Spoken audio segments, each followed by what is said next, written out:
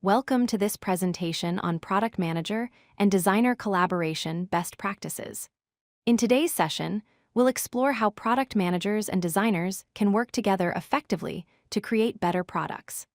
Strong collaboration between these two roles is essential for building products that are both strategically sound and user-centered. Product managers and designers often face collaboration challenges. Misaligned expectations, unclear communication, and unclear ownership of decisions can lead to delays and lower quality outcomes. When these teams don't work well together, it results in wasted time, rework, and frustrated team members. Understanding these challenges is the first step to improving collaboration. The living brief is a shared document that evolves throughout the project. It serves as a single source of truth for both product managers and designers. The brief includes the problem statement, user goals, success metrics, and constraints. By maintaining this document together, both teams stay aligned on what needs to be built and why. It reduces miscommunication and keeps everyone focused on the same objectives. A living brief should contain several essential components. First, a clear problem statement that explains what challenge you're solving. Second, user goals and context that describe who you're building for and what they need. Third, success metrics that define how you'll measure if the solution works. Fourth, constraints and assumptions that outline limitations like budget, timeline, or technical restrictions. Finally, design considerations that highlight important factors for the solution. Each section should be concise but thorough. Clear ownership prevents confusion and speeds up decision-making. Product managers typically own the what and why. They decide what features to build and why they matter to users and the business. Designers own the how.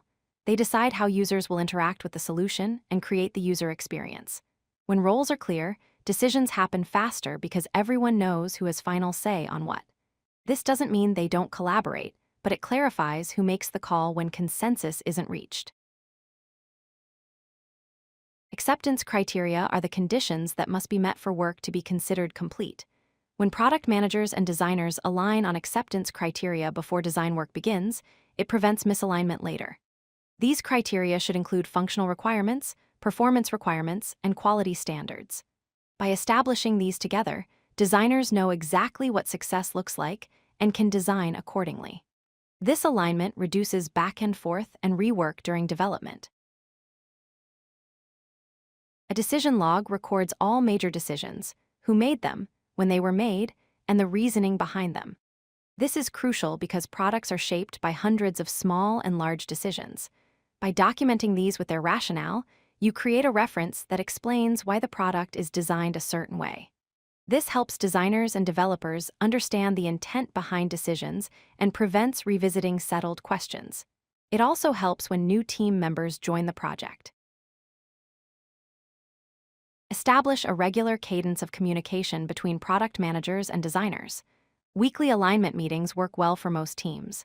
During these meetings, review progress, discuss blockers, and ensure continued alignment on priorities. This regular rhythm prevents misalignment from accumulating. It also creates a safe space to surface concerns and adjust course if needed.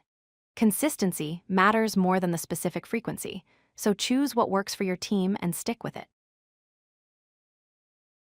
From real-world case studies, several key takeaways emerge.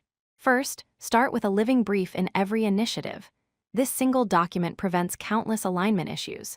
Second, maintain clear ownership and rapid decision rights. Know who decides what so decisions happen quickly. Third, ensure both teams have practiced frameworks that scale. The processes you use should adapt as projects change scope and timeline. These three practices, when implemented together, dramatically improve collaboration outcomes.